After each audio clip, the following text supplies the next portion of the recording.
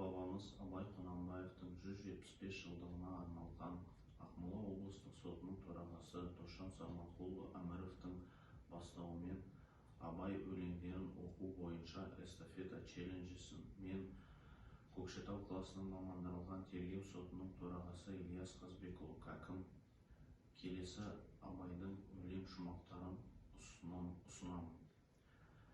Жасымда ғылым бар деп ескермедім, пайдасын көре тұра тексермедім. Ер жеткен соң түспеді осыма, қолымды мезгілінен кеш сермедім. Бұл махрұм қалмағыма кім жазалы,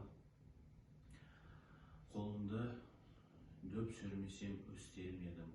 Адамның бір қызығы бар, бала деген, баланы оқытуды жек көрмедім. Баламды медресеге білдеп бердім, қызмет қылсын, шен алсын деп бермедім. Өзім де басқа шауып төске өрледім, қазаққа қара сөзге дес бермедім. Эстафетаны жалғастыру